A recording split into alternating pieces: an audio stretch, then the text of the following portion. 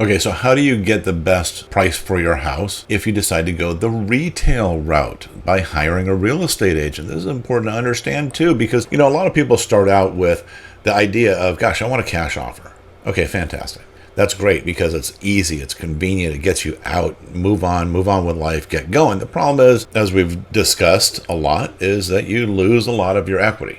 You give up a ton of your equity just for the sake of convenience and to avoid embarrassment and being ashamed of living like this kind of thing, right? But a lot of cash buyers statistically end up going, you know what, we're going to hire a real estate agent. It's funny to me because a lot of the cash buyers who advertise, they'll say, we'll buy your house for cash and you don't have to pay any closing costs and you don't have to pay any real estate commissions, right? And you go, wait a minute, closing costs are, at least here in Orange County, California, closing costs run about ballpark 1.5%. Depends if you've got Melrose or some other bonds or things like that, but basically 1.5%. You can figure that for total closing costs. And then, real estate commissions are always negotiable. You can always negotiate that. But so let's say on the listing side, you pay 2.5%. Let's say on the buyer concession side, you pay 2.5%. So 5%, right? So we're talking about a total of 5 plus 1.5, 6.5% that they're going to charge you to get your home sold and get a much higher price, as opposed to a cash buyer who wants 30%, 40%, even up to 50% of the value of your home so that you can save 6.5%. Do the math. You got to think about that. So sometimes having a real estate agent is not the worst thing in the world. And also, you got to realize if you're hiring the right real estate agents, this is where a lot of people have a problem, is they're not hiring the right real estate agents. They're hiring people who are brand new. They're hiring the friend who happens to have their real estate license and, gee, I want to help them out because you're willing to lose equity and proceeds on your bottom line to help out a friend. There's other ways to help out a friend. You're not hiring a professional. And sometimes even when you're hiring a professional, you're not hiring a professional who is best suited to market your property versus marketing themselves. See, a lot of people don't understand in the real estate space, if you go to real estate training school, it's so funny to me. Even with the brokerage that I'm associated with, tons of training, great training, a lot of training. Guess what it's all centered around? It's either centered around compliance, which is documents and disclosures and contracts and making sure you're doing all that right because nobody wants to get sued. But on the other side, on the marketing side, guess what it's 98.75%. It's surrounding how to market yourself as an agent. How to get those new deals, how to get those new buyers and sellers, how to market and advertising and social media to get them to call you. You know what it's almost never about? And I mean almost never. I'm trying to think of the last time I saw some sort of marketing program within a brokerage says, here's how to really effectively market a property. Agents are great at marketing themselves, but in most cases, stink at marketing a property. What do? They put a sign in the yard. They do a couple open houses. They do, a variety of just other little things. They create a flyer. Instead, a lot of the trainings, and even that are disguised as the ones that say, hey, here's how you do an amazing open house. It's not with the emphasis on here's how to do an amazing open house to sell that property today. I've never heard it. Okay? It's how to do an amazing open house to get a bunch of people to come in so you can get a bunch of leads, because odds are those people aren't buying that house anyways. So let's get a bunch of leads so we can go sell them something else. How to use online marketing even to promote your property to get people who are interested in seeing it so you can convert them into becoming a lead. Yeah, if they buy your house, fantastic, right? I'm making a point. I want to make sure that you understand this. And there's going to be agents who are going to be screaming all the time about, no, that's not true. We market amazing for our houses. Again, very small percentage who get this, and this is where the mistake is made with home sellers. They don't know how to figure out who those people are. There's a one guy, not in my immediate area, but around. I'm not going to say the name, obviously. But if you drive around their community, we'll just say the city or whatever, you see a lot of their signs. So their perception is, I must be the king of getting my houses sold, right? To get my house sold. So I'm going to call them. However, when you go into the multiple listing service and you take a look and you pull that particular agent up, you go, whoa, almost half of their listings fail to sell. They expire or cancel because they can't get them sold. So what that tells me is that agent is amazing at marketing themselves, but when it comes time to getting the property promoted for the sake of selling your property, they're terrible. So a lot of people will make the mistake of hiring an agent based on some sort of interesting perception that they have. So what you got to do is you got to take a look at first of all, number one, are they active? Have they been active for a while? And when I say a while, I mean at least 5 years is what I would say. Okay, look, I understand there's new people who come into the business and they have to learn and all this stuff. But guess what? You know what I did? I worked in the real estate industry for 9 years before I ever wrote my first contract. As opposed to what a lot of people do is they come into the industry because they're tired of working at their job at Home Depot or as a medical assistant or some, file clerk at some place. Oh, this place, is horrible. I want to have the freedom and everything that goes along with being my own boss and making good money. I'm going to get my real estate license, which is really easy to do, which I don't understand why, because we're handling hundreds of thousands, millions of dollars of other people's assets, but whatever. They make the bar really low to get in. So my point is you want to be really careful at who you're hiring. And again, going back to kind of we're hiring a friend because we want to help them out. Okay, fine.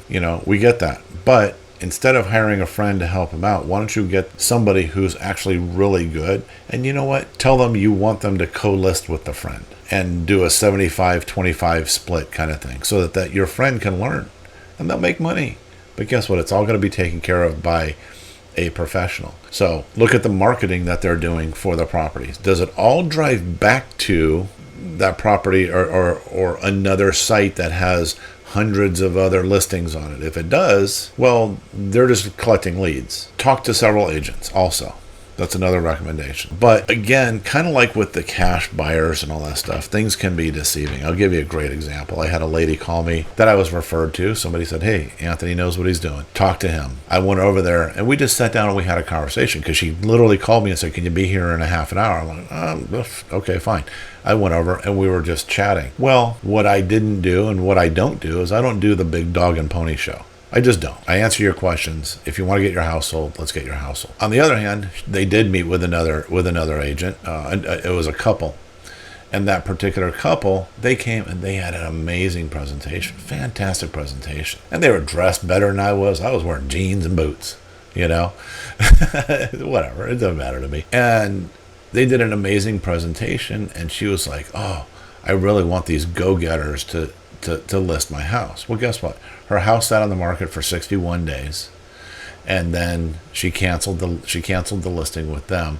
Called me, we turned around, we sold it in 4 days. And when I did the research on these particular agents, what I found out was I think it was 5 or 6 years that they've been in the business, between both of them, they have actually closed on somewhere in the, I think it was 6 properties. So that means that they're averaging one and a half sales a year. How do they survive? Oh, well, they must have supporting spouses. This is another little pet peeve of mine. People get in because it's an easy business and they treat this business like it's a hobby. Sure, I'll sell your house. I'll do a poor job.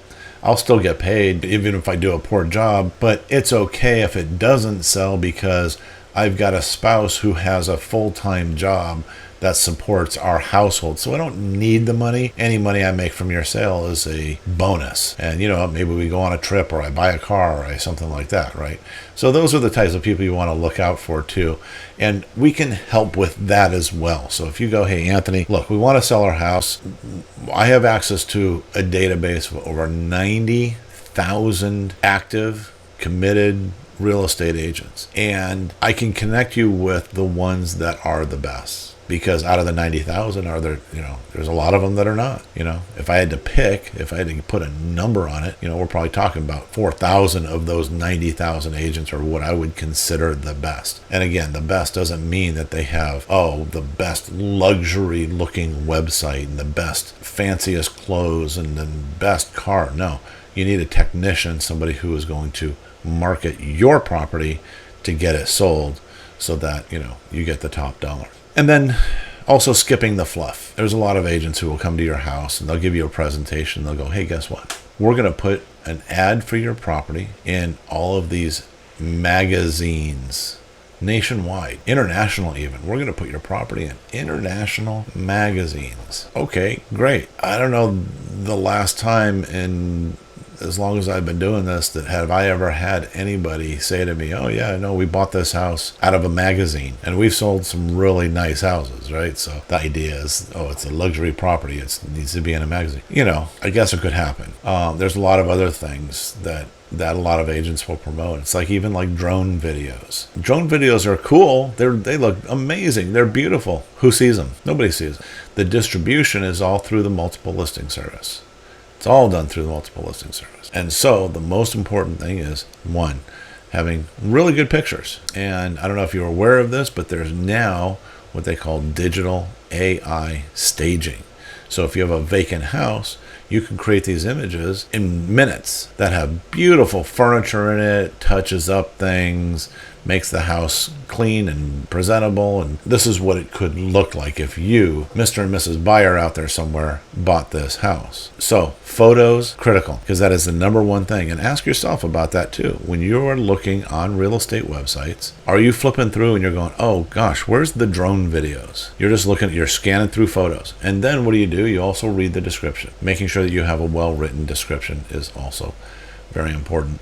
And the rest of it, I hate to say it, is pretty much fluff. One other thing that you want to still do, the laws have changed in how this is done. Depending on which articles you read, it says you don't have to pay buyer's agent commissions anymore. Well, and now, at least here, it's referred to, is the seller willing to make concessions to a buyer's agent, to help cover the cost of a buyer's agent? And my answer to you is absolutely, you always should. Absolutely, you always should. Why?